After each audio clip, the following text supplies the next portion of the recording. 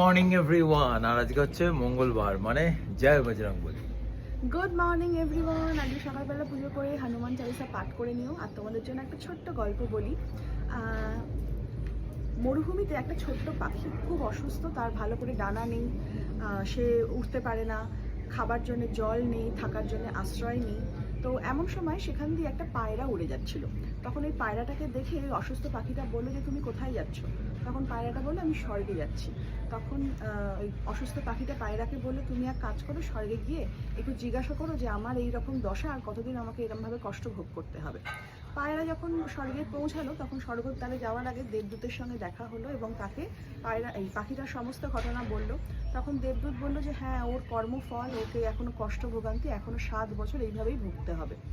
আর তখন বললো এর কি কোনো উপায় নেই? পায়রা জিজ্ঞেস করলো। তখন দেবদূত বলল হ্যাঁ, ওকে বলো যে সারাক্ষণ যেন একটাই মন্ত্র জপ করে, সেটা হচ্ছে ভগবান তুমি আমাকে যা দিয়েছো তার জন্য তোমাকে অসংখ্য ধন্যবাদ।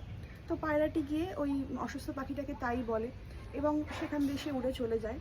এরপর 7 দিন বাদে আবার পায়রাটা ওই জায়গাটা দিয়ে উড়ে যাচ্ছিল এবং সেই সময় ওই অসুস্থ পাখিটাকে দেখে সে অবাক হয়ে যায় যে পাখিটার বেশ আনন্দ ফুর্তিতে রয়েছে, তার গায়ে ছোট ছোট পালক গজিয়েছে, পাশে একটা ছোট্ট চারা গাছ মানে গজিয়ে উঠেছে, একটা ছোট্ট পুকুরের মতন জলাশয় তৈরি হয়েছে, আর এই অসুস্থ পাখিটা আনন্দে বেশ নাচানাচি করছে।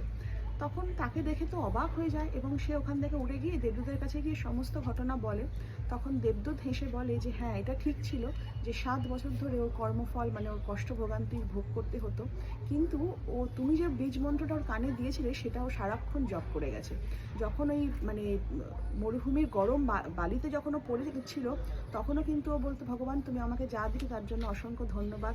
যখন ও এক ফোঁটা মানে জলও পায়নি, পিপাসায় ওর গলা ফেটে গেছিলো, তখনও বলেছিল ভগবান তোমাকে অসংখ্য ধন্যবাদ আমার এটা দেওয়ার জন্যে। আর যখন ও মানে কি বলবো একটা আশ্রয় পায়নি, রোদে গরমে তাপে কষ্টে ভুগেছিল, তখনও কিন্তু ও বলেছিল ভগবান তুমি আমাকে যা দিলে তার জন্য অসংখ্য ধন্যবাদ। তো ও সারাক্ষণ যে কোনো পরিস্থিতিতেই কিন্তু ভগবানকে ধন্যবাদ জানিয়ে গেছে এবং তার জন্য 7 বছরের এই কষ্ট ভোগান্তিটা 7 দিনের মধ্যেই লাঘব হয়ে গেছে। তো এটা শুনে পায়রা তো অবাক, আর এটা শুধু পায়রার জন্য নয় বা পাখির জন্য নয়, এটা আমাদের সকলের জন্য। আমাদের জীবনে এরকম ঘটে এবং প্রত্যেক মানুষের জীবনে এটা ঘটতে বাধ্য, কারণ আমরা সবাই কমপ্লেন করি কেন আমার এটা নেই, কেন আমার এটা হয়নি, কেন আমার এত দুঃখ, কেন এত কষ্ট। আমরা যে বেঁচে আছি সেটাই আমাদের জন্য অনেক বড় একটা মানে কি বলবো প্রাপ্তি। ভগবান আমাদের বাঁচিয়ে রেখেছেন এই পৃথিবীতে, শ্বাস চলছে আর হাত পা রয়েছে। তো প্রতিটা মুহূর্তে যাই পরিস্থিতি থাকুক না কেন শুধু ভগবানকে বলো ভগবান তুমি যা দিছো তার জন্য তোমাকে অসংখ্য ধন্যবাদ। তোমরা বিশ্বাস করবে না, আমি রোজ সকালবেলা পুজো করি কিন্তু ভগবানকে কোনোদিন বলি না যে তুমি আমাকে এটা দাও ওটা দাও ওটা করি।